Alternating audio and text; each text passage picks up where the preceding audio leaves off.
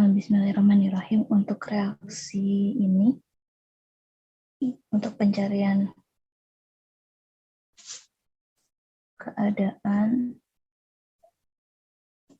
transisi dari reaksi HCl ditambah F-.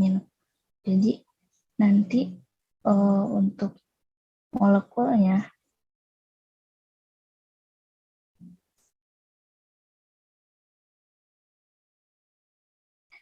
awal kita buat HCl seperti biasa. Nah, si F-nya itu didekatkan ke sini. Kalau pakai Avogadro, dioptimasi, F-nya diikatkan ke hidrogen, terus nanti dioptimasi, habis itu boleh dihilangin ikatannya, boleh enggak. Nah, ini tuh tadi ada 3 kemungkinan kan. Yang pertama, apakah muatan totalnya itu negatif atau positif, atau yang kedua, multiplisitasnya 2. Yang ini menandakan radikal.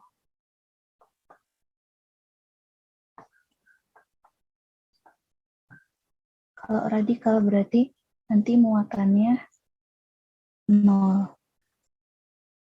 Nah, caranya untuk setiap TS itu sebetulnya kalau intuisi kimianya bagus, tidak perlu pakai scan. Cuman yang disebut Giom scan ini fungsinya sama seperti optimasi. Itu sama dengan optimasi. Tapi optimasi pada jarak tertentu.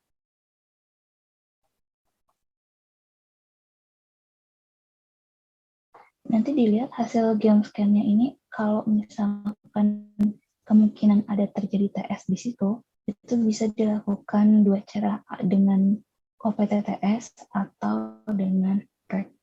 Nah, sekarang mau liatin dulu yang scan-nya dulu. Nah, ini yang scan pertama nih ya. Pakai metode Vitrilift, 6 level teorinya B3LIP ya. Terus metodenya 631G untuk optimasi karena kita pakai Giom scan. Nah, B itu artinya ikatan antara nomor atom 2 dengan 0 pada jarak 1,5 sampai 0,7 sebanyak 15 kali. Jadi, kalau kita buka Avogadro-nya, yang scan 1 ya.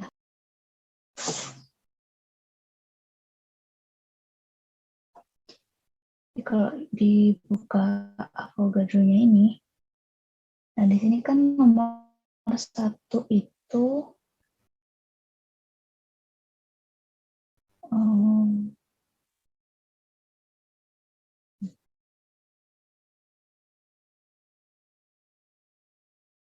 yang nomor 1 ini Cl.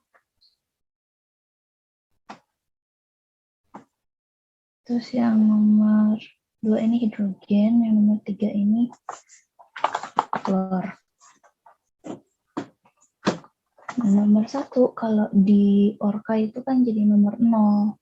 Jadi kalau misalkan di sini jarak antara nomor atom 2 dan 0, itu artinya jarak antara nomor atom 3 dan 1. Itu di scan antara jarak 1,5 angstrom sampai 0,7 angstrom sebanyak 15 kali. Nah, hasilnya untuk yang scan 1 ini, saya buka scan out-nya.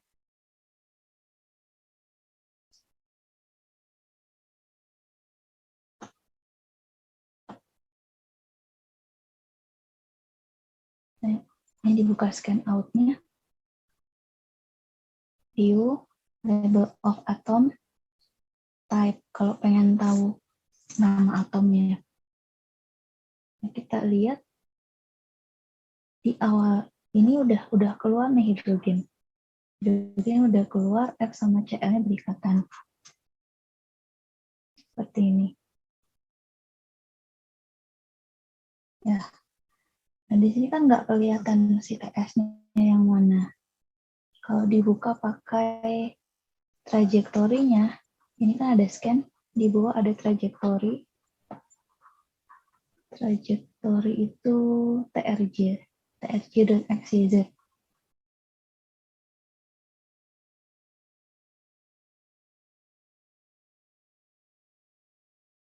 Ya, seperti ini. Nah, ternyata memang bentuknya begitu ya. Di sini trajektorinya sama dari awal. Ini awal nih ya. Yang awal, hidrogennya udah lepas. Itu hidrogen masih terikat ke Cl dan masih terikat ke F. Jadi bisa terlihat di sini di sudut dari, ini nanti bisa dilihat di Avogadro ya. Kayaknya bisa deh. Diklik, terus view, struktural parameter, ini ternyata sudutnya 63. 63,01. Jadi bukan lurus ternyata. Itu masih berikatan. Nah, ini lepas. Ini sebetulnya yang di sini bisa dicoba dicari pakai OPTTS bisa, atau kalau nggak bisa, kalau ternyata dia tidak konvergen, bisa dicari pakai perhitungan Frege. Karena ini udah mulai lepas ya si hidrogennya. Tuh, makin jauh, makin jauh, makin jauh, makin jauh. Ini bukan TS, ini bukan TS, ini bukan TS. Jadi TS itu ketika si H-nya yang tadi ya, yang TS itu kemungkinan TS ya. Nah seperti ini. Ini kemungkinan TS karena kayaknya bukan ini deh. Ini bisa jadi TS, yang atas juga bisa jadi TS. Tinggal dilihat nanti energinya yang paling besar yang mana. Kalau misalkan yang ini lebih besar berarti ini TS. Kalau yang bawah lebih besar berarti yang bawah TS. Gitu. Nah, untuk lihat geometrinya di mana? Ini ada source kan. Nah, yang biru ini di copy, dimasukkan ke termius, dimasukkan ke perhitungan OPTTS bisa. Jadi ini nanti hasil kopiannya ditaruh di sini. Kalau OPTTS berarti kan perintahnya B3LYP 631G OPTTS Frege. Terus ini kenapa pakai constraint? Karena ternyata kan tadi gambarnya gitu ya. Ini jadi aku kira si HCl ini harus lurus. Jadi aku cobain constraint. Nah, kalau constraint itu jadinya gini. Di scan yang di constraint.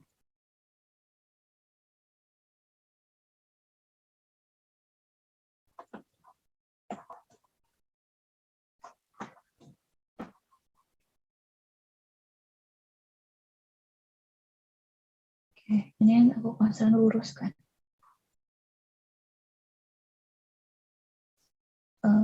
Ada atom type. Ini jadinya lurus. Constraint itu, jadi nanti di bagian scan yang kedua, ini coba.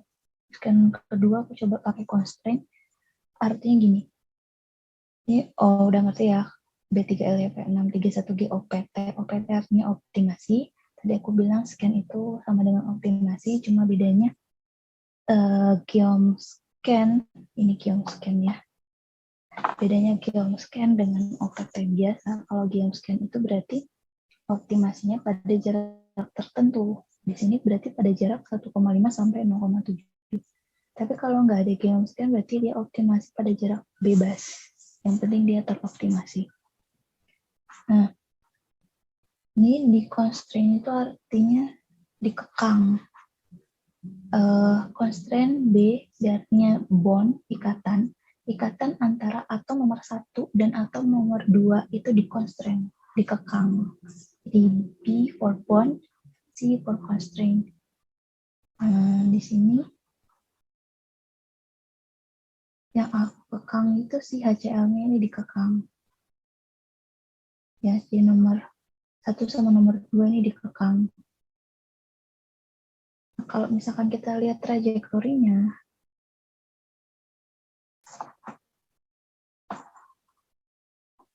kenapa pakainya trajektori? Karena ternyata ketika dipakai OPTTS itu dia tidak konvergen. Jadi kita pakai cara lain, yaitu pakai perhitungan Fleck, diambil dari trajektori. Kembali ke KRJ. Di sini kita lihat perlahan ya, dulu deh. Ambil atomnya type. Jadi nomor 1 turun. Nah, terlihat si F-nya itu semakin mendekat ke H. Ini kan terikat seperti ini. Nah, ini kemungkinannya ini adalah TS. Bisa jadi dua, bisa jadi yang ini, yang masih putus, atau yang bawah. Yang atas masih putus, yang bawah sudah tersambung. Jadi dua-duanya ini kita cari geometrinya, diambil ini, di copy. Kalau graf itu berarti ngopinya CTRL-C. Lalu nanti dipaste di inputnya. Di sini. Di B3LYP 631G frag saja tanpa optimasi. Karena kan geom scan itu sudah optimasi. Jadi di sini hanya frag saja, tidak perlu optimasi. Dan ini tadi geometrinya di paste. Ini copy, paste ke input. Dipastekan ke sini. Nah, untuk yang pertama, scan-nya itu aku pakai muatan -1 ini ya. Ini scan, pakai muatan -1, maka di bagian frag juga harus sama. Muatannya -1, multiplisitasnya 1. Hasilnya, kita buka yang hasil frag pertama. Ini yang frag pertama.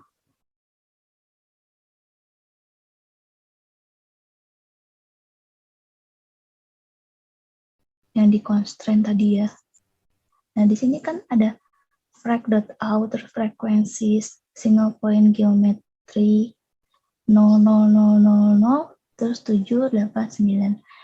Maksudnya gimana? Ini kan ada 3 atom nih, Cl, H, sama F. Nah, gerakan atom itu kan ada 3, ada translasi, rotasi, sama vibrasi. Kebetulan, sebetulnya kelihatan sih dari sini. Kelihatannya dia tidak linear. Kenapa tidak linear? Ini pasti salah. Geometri ini salah. Karena kalau linear itu translasinya hanya 2. Jadi nanti nolnya ada 5. Translasi 2, yang nomor 1 sama 2. Terus rotasinya 3. Jadi harusnya totalnya 5. Sedangkan di sini totalnya 6. Artinya di sini translasinya 3, rotasinya 3. Kalau translasinya 3, artinya dia tidak linear. Maka struktur seperti ini salah. Pasti dia tidak linear karena translasi total dari translasi dan rotasinya ada 6. Nah, yang 3 ini apa? 789 ini adalah frekuensi vibrasi. Ini vibrasinya. Nah, ciri dari TS itu ada 1 frekuensi vibrasi. Jadi ini ya, yang min ini diklik. Jadi warnanya biru. Itu kelihatan dia bergerak. Bergeraknya naik turun. Itu kalau kita klik di count bound, nah ternyata ini karena tadi di constraint, jadi dia nggak lepas, si Ca sama H-nya tidak lepas. F-nya terikat, tapi ternyata gerakannya dia atas bawah. Ini nunjukin kalau dia tidak linear. Maka struktur yang awal tadi itu, struktur ini salah. Ini pasti bukan TS. Sekarang kita coba ke frek yang positif. Jadi agak lucu juga ya. Frek positif. Yang frek positif ini aku constraint juga sama sebetulnya dengan frek yang pertama. Di constraint juga dengan ikatan yang sama, ikatan nomor atom 1 sama nomor 2, terus di scan pada jarak 1,5 sampai 0,7. Nentuin jarak ini dari mana?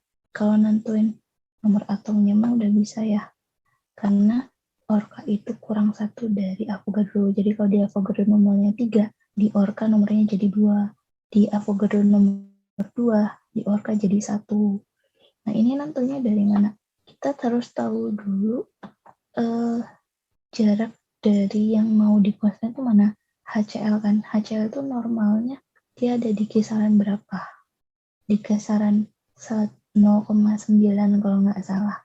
Nah 0,9 itu kan sebenarnya ini bisa 1,2 sampai 0,7 bisa, atau 1,1 sampai 0,7 bisa. Tapi karena namanya TS itu jaraknya kan pasti jadi panjang ya.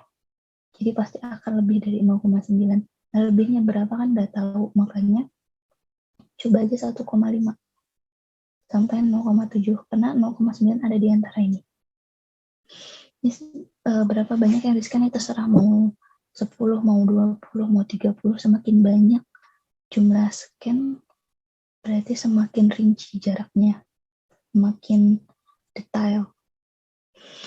Ini aku scan, di running, hasilnya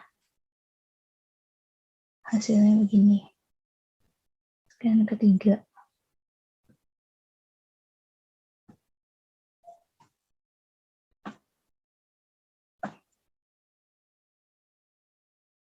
Langsung aja ke trajektori lah ya. Jangan, out dulu biar kelihatan.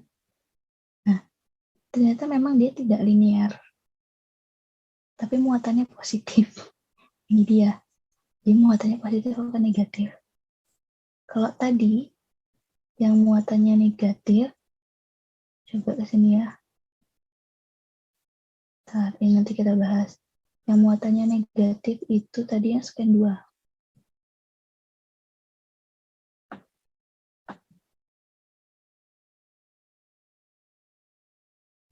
Kelihatan ya, beda masih view. Kayaknya aku kecilin. Sini aku kecilin.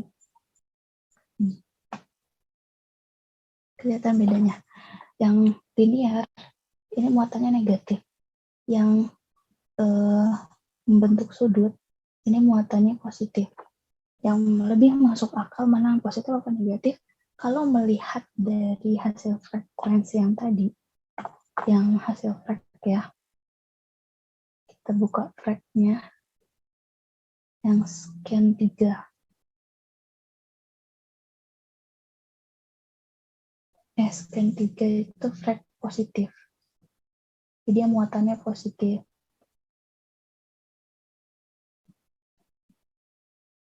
Ini.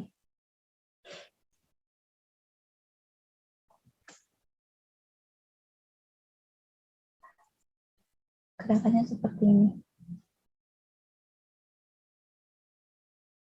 Dan ini frek yang negatif. Ini negatif.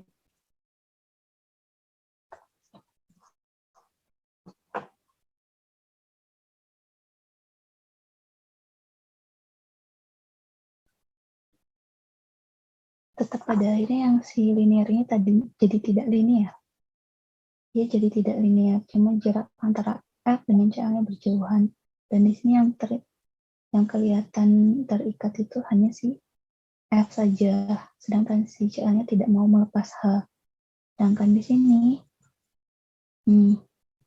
ciri khas si H-nya ini antara F dengan CL. Jadi antara dia terikat ke F, lepas dari CL, atau dia terikat ke CL dan lepas dari H. Jadi kalau kata aku yang lebih masuk akal adalah yang muatannya positif. Nah ini juga sebenarnya kita bisa lihat di bagian source. Ya. Dengan adanya 6, di sini 6 ya. Kemudian dihitung dari 0. Dihitung dari 0, berarti ini kan 1, 2, 3, 4, 5, 6. Ada 6 total translasi dan rotasi menunjukkan kalau strukturnya itu tidak linear. Terus kita ke atas, ini lambang orca, ke bawah, bisa lihat di sini. Ya, aku hitungnya cuma pakai track aja. Ya. Juga sama muatannya 1, multiplicitas 1. Nanti coba dicoba untuk scan. Jadi angkanya cuma 2 ya. Kalau pakai OPTTS kemungkinan ya sulit buat dapat TS-nya. Jadi coba pakai hitung track saja, bukan pakai OPTTS. Tapi si muatannya itu 0 untuk scan ini ya. Untuk scan, kalau bisa scannya tetap di constraint, jadi biar si H sama CL-nya nggak lepas. Tapi kenyataannya ketika muatannya cocok, muatannya sesuai, kayak ini mah yang linear, salah. Nah ini, dia kan muatannya positif 1.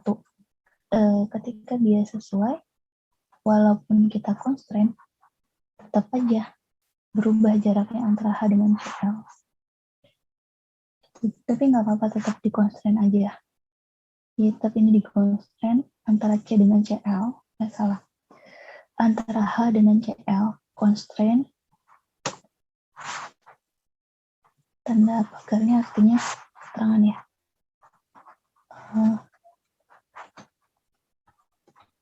Kekang antara H dan CL. Gitu. Nah, ini jadinya nanti 0, multiplicitasnya 2. Cobain ya. Nanti scan-nya hasilnya kayak apa. Terus nanti dilihat hasil trajektorinya seperti tadi. Mana? Aku ulang dulu. TRJ, cari yang TRJ X, Y, Z. Nah, dilihat yang masuk akal. Masuk akal itu apa? TS itu ketika dia berikatan satu sama lain.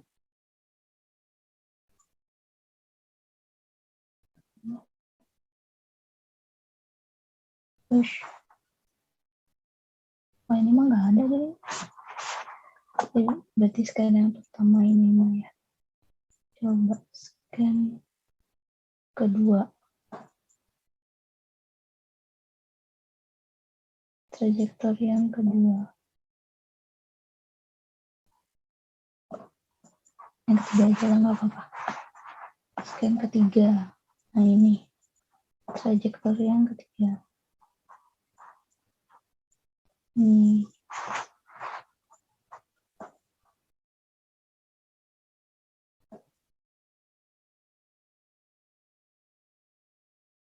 Banyak. Nah, jadi diambilnya ketika dia mulai berikatan mikro ke atas, lepas kan? Ke bawah, ke atas, ini di atas lepas, ke bawah berikatan. Yang bawah ini, yang berikatan ini yang dijadikan perhitungan flag. Ambil geometrinya yang warna biru. Di TS-nya itu diambil ketika saling berikatan satu sama lain.